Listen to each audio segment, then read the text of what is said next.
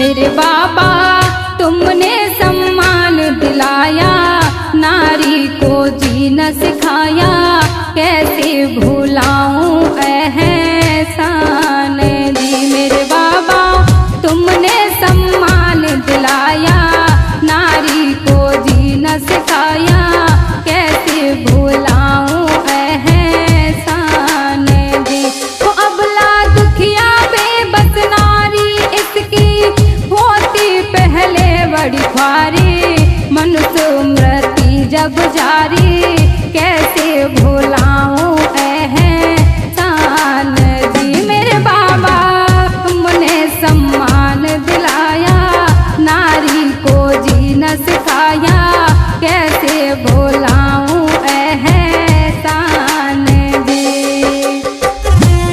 और ये प्यारी प्यारी रिकॉर्डिंग की जा रही है RN स्टूडियो कैलारस, और स्टूडियो में इस वक्त मौजूद है हमारे भैया जी नीरज गोरखिया जी जौहरी डोरी वाले।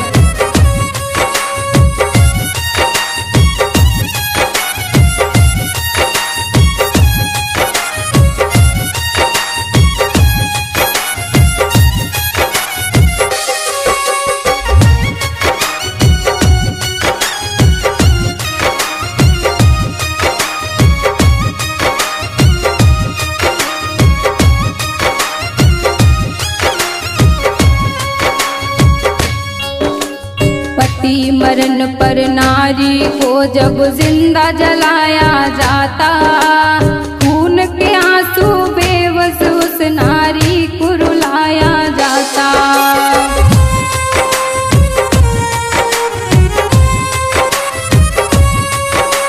पति मरण पर नारी को जब जिंदा जलाया जाता, खून के आंसू उस बेबस नारी को रुलाया जाता।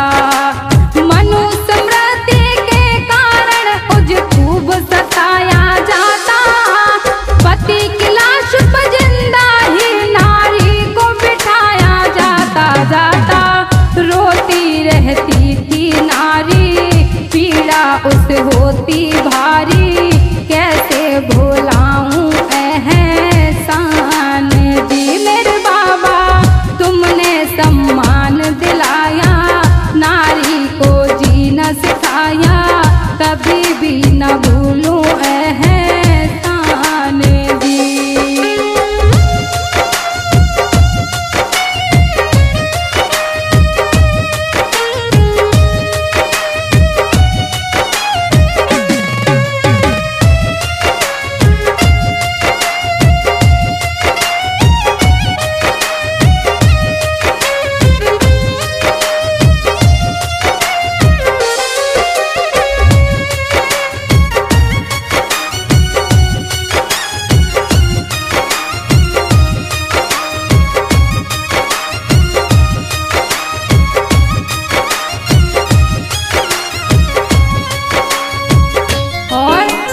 पढ़ने का अधिकार नहीं, नारी को गुलाम बनाया, ढोल गमार सूत्र पशु नारी